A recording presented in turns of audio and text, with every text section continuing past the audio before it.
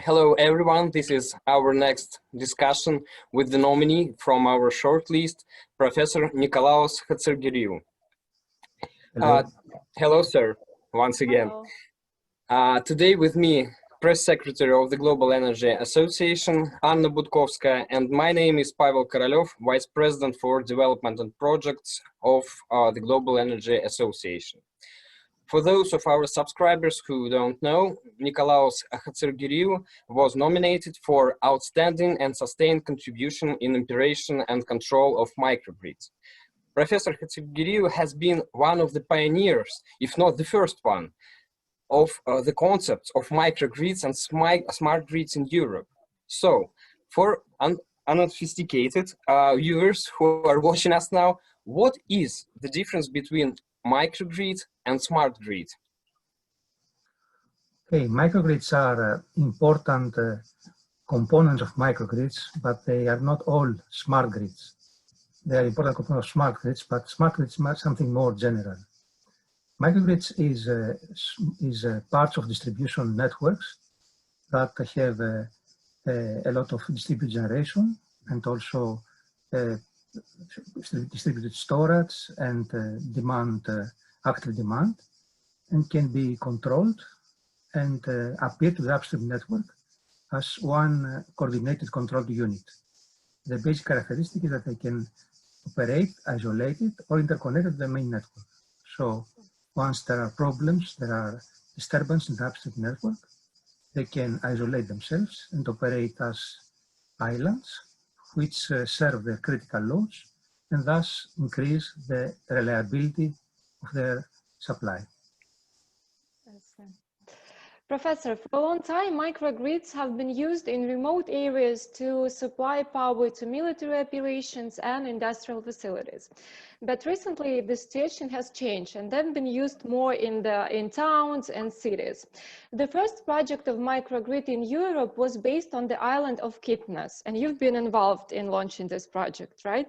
So That's how right. do you think, after launching this project, Green has begun to use this technology more widely or not? Well, microgrids really have started electrifying remote areas where the network was difficult to reach. And now, due to their capabilities of operating controlled and providing increased reliability, they have been used increasingly also interconnected distribution systems. So recently, we see more and more microgrids operating. Mainly because of resilience reasons, when there are extreme events, extreme climate change events, microgrids can still isolate and operate, serving their loads. And lately also they are the technical base for the energy communities. It's a concept that is again widely promoted nowadays because it supports the citizens' active involvement in the energy market. So microgrids are the technical basis that allows these energy communities to operate.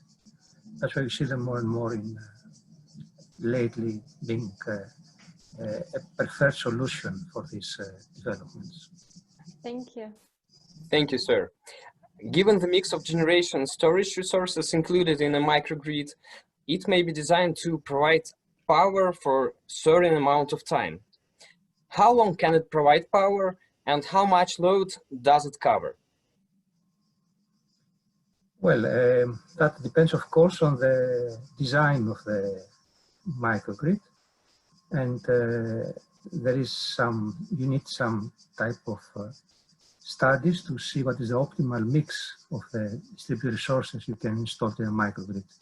Obviously, you cannot expect that you can replace the reliability of the large system, but for sure you can have a microgrid operating for quite a long time if you take also into account the load flexibility, so you can serve the critical loads in case of major disturbances and keep on basic facilities for some time. Professor, what do you think? What expects us in the future? One huge microgrid, or we head into the small grids and decentralization of the energy system? That's a very critical question that I think nobody can really answer. But my vision is that we will have both. We need large interconnected systems and also small decentralized systems. If we move to the renewable energy sources, to more and more renewables, because this is really the future in view of the climate change mitigation, you need large systems to tap the energies in remote areas. Take Europe, for instance.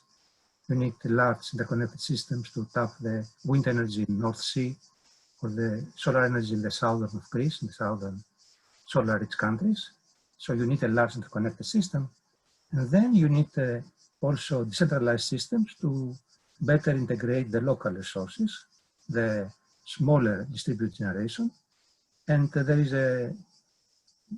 is a sophisticated balance you must find so that you ensure also security, overall security and reliability. So all this exchange of responsibilities and information between DSOs, TSOs, local energy communities, local microgrids is a very interesting exercise that I'm sure it will be still developed. Thank you. The short answer is both. We need both. An optimal mix. Thank you very much, Professor. So on behalf of the Global Energy Association, I'd like to wish you good luck. It was our pleasure. So thank you very much.